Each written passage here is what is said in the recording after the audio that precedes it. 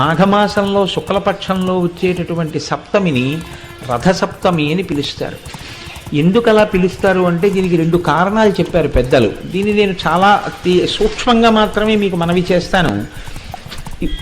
రేపు ఉదయం నుంచి సూర్యభగవానుడి యొక్క రథం ఉత్తర దిక్కుకు తిరుగుతుంది.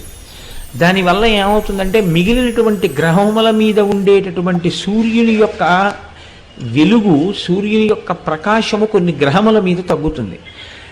ఇంత పరమపుణ్యప్రదమైన ఉత్తరాయణ పుణ్యకాలంలో ఎటువంటి పాపములు చెయ్యకుండా ఉండగలిగేటటువంటి శక్తి మేధస్సుకి దేనివల్ల కలుగుతుంది అంటే, ఈ కాలమునందు చంద్రప్రకాశం చేత జిల్లేడాకు మీద ఉండేటటువంటి నూగు లాంటిది రేగుపండు తలకి తగిలి బ్రహ్మస్థానమునందున్న వేడితో అది సంయోగాన్ని చెందితే రాబోయేటటువంటి కాలంలో కావలసినటువంటి శక్తిని పుంజుకుంటుంది, ఔషధీ శక్తిని. 2, ఇంత పరమ పవిత్రమైన ఉత్తరాయణ పుణ్యకాలంలో ఎటువంటి పాపకర్మలు చెయ్యకుండా మనిషి రక్షింపబడతాడు. 3వది ఏమిటి అంటే, మీకు ఇందాక చెప్పానే యావజ్జీవకారాగార శిక్ష పడిన వాడిని 12 సంవత్సరముల తర్వాత వదిలేసినట్టుగా ఈశ్వరుడు ఒక్క మనుష్యుడికే ఒక అనుగ్రహం ఇచ్చాడు. ఇది ఎంత తేలికైన అనుగ్రహం ఇచ్చాడంటే, రేపటి రోజు ఉదయం రథసప్తమి తిథి ఉండగా సమంత్రక స్నానం చెయ్యాలి. మంత్రం లేని స్నానం మీరు చేశారనుకోండి, అది కాకి స్నానం అని పిలుస్తారు. దానివల్ల ప్రయోజనం ఏమి ఉండదు. జిల్లేడాకులు రేగుపళ్ళు తల మీద పెట్టుకుని నేను పోసుకున్నానండి అన్నారనుకోండి, దానికి ఏం ఉపయోగం ఉండదు. సమంత్రకమే చేయవలసి ఉంటుంది స్నానాన్ని. దాన్ని మంత్రస్వరూపాన్ని ఏం చేస్తారంటే అందరికీ అందుబాటులోకి తీసుకురావడం కోసం మంత్రం అంటే అంగన్యాస కరన్యాసాలు ఉండాలి, ఒక ఉపదేశం ఉండాలి. ఇవన్నీ మళ్ళీ అందరికీ ఎలా అందుబాటులోకి వస్తాయి? మళ్ళీ అందరూ దీని ఫలితాన్ని ఎలా పొందుతారు? ఇప్పుడు ఆ మంత్రాన్ని శ్లోక రూపం చేస్తారు, అంటే ఇంకా అనుగ్రహిస్తారు.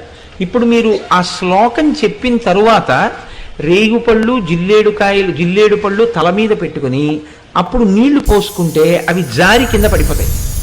అలా పడిపోయి అనుకోండి, 7 జన్మల క్రితం చేసినటువంటి పాపాలని ఆ స్నానంతో తీసేస్తారు.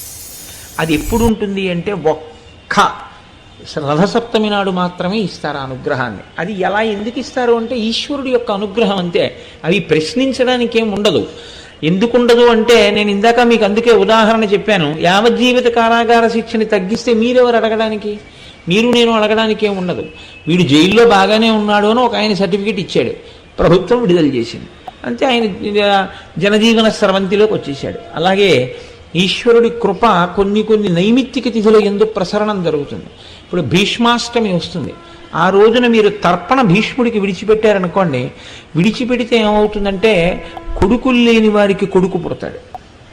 అంత గొప్ప తిథి అది. పుత్ర సంతానం కలగకుండా అడ్డుకున్నటువంటి పాపాన్ని తొలగించగలదు. అంత గొప్ప శక్తులు కలిగి ఉంటాయి. దానికోసం పెద్దలు ఏం చేస్తారంటే, భవిష్యోత్తర పురాణంలో ఈ విషయాల్ని ప్రస్తావన చేస్తూ దానికి సంబంధించినటువంటి శ్లోకాన్ని ఇచ్చారు. సరే, మనకి తెలుసున్న విషయం ఎలాగో ఉపన్యాసాలు చెప్తున్నాం కదా, మనం నలుగురికి చెప్తే ఎవరు దాని యందు ఆస్తిక్య బుద్ధి ఉందో దాన్ని వారు వినియోగించుకుంటారు అని నేను ఆ శ్లోకాన్ని ఇవాళ రాసుకుని రావడం జరిగింది. ఒక్కసారి మీరు వినండి, రేపు ఆ శ్లోకం చెప్పుకోండి. యజ్జన్మ కృతం పాపం మయా సప్తమ జన్మసు తన్మే రోగంచ శోకంచ మాకరీహంతు సప్తమి ఏతజ్జన్మ కృతం పాపం యచ్చ జన్మాంతరార్జితం మనోవాక్కాయజం యచ్చ జ్ఞాతా జ్ఞేతే చయే పునః ఇతి సప్తవిధం పాపం స్నానాన్నే సప్తసప్తికే సప్తవ్యాధి సమాయుక్తం హరమాకరి సప్తమి. 7 జన్మలలో 7 రకాలుగా చేసినటువంటి పాపముల వలన నేను పొందబోతున్నటువంటి 7 రకములైన భయంకర వ్యాధులు ఏవున్నాయో వాటితో సహా ఓ సప్తమి, నేను ఈ రోజు ఉదయం చేస్తున్నటువంటి ఈ స్నానము చేత ఆ దురితము తొలగుగాక అని సంకల్పం చేసి ఎవరు స్నానం చేస్తారో వారికి ఆ పాపాన్ని తొలగిస్తారు.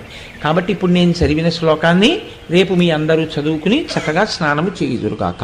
చక్కగా సమంత్రకంగా స్నానం చేయండి, దానివల్ల ఈశ్వరుడు యొక్క అనుగ్రహాన్ని పొందండి. ఆదిత్య హృదయం చదివితే, లోకంలో ఉన్న వాళ్ళందరూ ఆదిత్య హృదయాన్ని చదివితే వానలు పడకపోవడం అన్నది ఉండదు. అపాం మిత్రో, ఆయన నీటికి మిత్రుడు, అందుకే నీటిని వర్షింపచేస్తాడు. మళ్ళీ అపాం మిత్రో వింధ్యవీధి ప్లవంగమః, ఆ వింధ్యవీధి ఆకాశ వీధిలో తిరుగుతూ ఉంటాడు. బ్రహ్మేశానాచ్యుతేశాయ సూర్యాయ ఆదిత్యవర్చసే, అన్నీ ఆయన అయి ఉంటాడు. ఎందుచేత ఆయన సృష్టిస్తాడు. ఆయన లేకపోతే సృష్టి లేదు. మీకు అందుకే చిన్నప్పుడు సైన్స్ లోకమంతా పరిడవిల్లుతోందంటే కారణం సూర్య భగవానుడే, ప్రత్యక్షమైనటువంటి దైవం. ఆయన కోరేది మాత్రం ఒక్కటే, కృతఘ్నఘ్నాయ దేవాయ జ్యోతిషాం పతయే నమః. ఎవడు కృతఘ్నుడు అంటే నువ్వు అడిగినా అడగకపోయినా నీకు జీవితాన్ని ఇస్తున్న పరమాత్మ ఉదయిస్తున్నటువంటి సమయంలో నిద్రపోతున్నవాడు కృతఘ్నుడు. వాడు లేచి సూర్యోదయం జరుగుతున్నప్పుడు నమస్కారం చేసి ఉపాసన చెయ్యాలి. ఒంటి మీద యజ్ఞోపవీతం ఉన్న వాళ్ళందరూ సూర్యోదయానికి ముందర సంధ్యావందనం చెయ్యాలి. ఏ కారణం చేతనైనా ఆలస్యమైతే ప్రాయశ్చిత్తంతో అర్ఘ్యం ఇవ్వాలి. అందుకని కృతఘ్నఘ్నాయ దేవాయ జ్యోతిషాం పతయే నమః. ఆయన కృతఘ్నులై పాపులై ఉన్నటువంటి వారిని సంహరించడం కూడా పరమాత్మకి తెలుసు. ఆయన అన్నిటినీ ముట్టుకుంటాడు, కానీ దేని చేత కల్మషం ఆయనకి అంటదు. ఆయన శవం మీద ఆయన కిరణాలు పడతాయి, బురద మీద ఆయన కిరణాలు పడతాయి, శ్మశానంలో ఆయన కిరణాలు పడతాయి, యజ్ఞ వేదిక మీద ఆయన కిరణాలు పడతాయి, బంగారు మేడ మీద ఆయన కిరణాలు పడతాయి, పనికి మాలినటువంటి ఎందుకు పనికి రాకుండా రోడ్డు పక్కన పడిపోయినటువంటి ఒక కుక్క కళేబరం మీద ఆయన కిరణాలు పడతాయి. అన్నిటినీ ఆయన కిరణాలు భాషింపచేస్తాయి. ఆయన మాత్రం దేనితోటి సంగం ఉండదు. ఆయన కిరణములు దేన్ని ముట్టుకున్న ఆయన అపవిత్రుడు కాడు. తనంత తానుగా ఆయన పరబ్రహ్మస్వరూపుడు, జ్యోతిస్వరూపుడు, పరంజ్యోతి. అటువంటి వాడు ఏష బ్రహ్మాచ విష్ణుశ్చ శివ స్కంధ ప్రజాపతి. ఆయనే ప్రజాపతి, ఆయనే సృష్టి చేస్తాడు. సూర్యకిరణాలు లేకపోతే గర్భవతి అయిన స్త్రీ చీకట్లో ఉండిపోయింది అనుకోండి, గర్భంలో ఉండేటటువంటి శిశువుకి ఎదుగుదల ఉండదు. అందుకే మనకి తనంత తానుగా విటమిన్ ఈ ఎక్కడి నుంచి వస్తుంది అంటే సూర్యకిరణాల్లోంచి వస్తుంది. అందుకే నీతి శాస్త్రంలో మాట చెప్తారు, బాలార్క ప్రేత ధూమశ్చ. సూర్యుడు ఉదయిస్తున్న సమయంలో దీర్ఘ ప్రయాణం కాలినడకలో బయలుదేరకూడదు. ఎందుకంటే బాలార్కుడు అంటే తెల్లవారుజాము నుంచి బయలుదేరినటువంటి సూర్యకిరణాలు మీద పడితే లోపల ఉండేటటువంటి శక్తిని లాగేస్తాయి ఆ కిరణాలు. సాయంకాలం ఉన్నటువంటి సూర్యబింబానికి ఎదురుగుండా నించుని ఆడుకున్నా ఏదైనా చేసినా ఆ కిరణములు మీద పడితే, ఇప్పుడైతే బహుశా విటమిన్ ఈ అంటున్నారేమో దాన్ని, ఆ లోపల తనంత తానుగా ఒక శక్తిని సూర్యకిరణం ప్రవేశపెట్టేస్తుంది. అందుకని దేంటి ఎక్కడి నుంచి వస్తుంది ఆ విటమిన్ అంటే సూర్యకిరణాల్లోంచి వచ్చేస్తుంది అంతే. తనంత తానుగా ఆయన లోకమును పోషిస్తాడు. ఆయన స్కందుడు. ఎక్కడో లోకాల్లో ఉన్నవాడు ఇక్కడ ఈ కంటితో మీరు చూసేట్టు కనపడతాడు, అక్కడున్నవాడి కిరణాలు ఇక్కడ పడతాయి. ఆయన ఆతపి మండలి మృత్యు పింగళ సర్వతాపన. ఆయన తపింప చేసేస్తాడు లోకాల్ని. ఆయన సృష్టి చేస్తాడు, అన్నం పెడతాడు, పోషిస్తాడు, లయం చేసేస్తాడు. ఆయన చెయ్యనిది ఉండదు, అన్నీ ఆయన చేతే జరిగిపోతుంటాయి. ఎందుకని శంకర భగవత్పాదులు అంటారు, ప్రత్యాయాంతి గతాః పునర్న దివసాః కాలో జగద్దక్షకః. కాలస్వరూపుడై తినేస్తుంటాడు లోకాన్నంతటినీ. ఎందుకని సూర్యోదయ సూర్యాస్తమయాల చేత రోజులు వెళ్ళిపోతుంటాయి. ఎన్ని రోజులు వెళ్ళిపోతుంటే మన ఆయుర్దాయం కూడా అంత తగ్గిపోతుంటుంది. అందుకని సూర్యోదయ సూర్యాస్తమయాల్లో కాలస్వరూపుడై జీవుల యొక్క ఆయుర్దాయాన్ని గ్రసిస్తుంటాడు.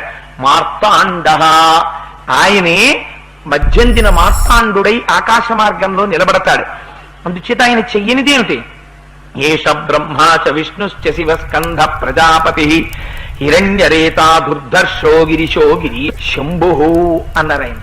శంభు అంటే శం అంటే సుఖమునకు కారణమై ఉంటాడు. శరీరంలో ఆరోగ్యం బాగుంటే కదా ఏ సుఖమైనా అనుభవించడం. అందుకని ఖగ పూషా గభస్తిమాన్, ఆయనే ఖగ ఆకాశమునందు తిరుగుతూ సుఖమునకు కారణమవుతాడు. మనం ఒక సుఖాన్ని అనుభవించాలి అంటే, ఆ సుఖాన్ని పొందాలి అంటే సూర్యనారాయణమూర్తి యొక్క అనుగ్రహం ఉండాలి.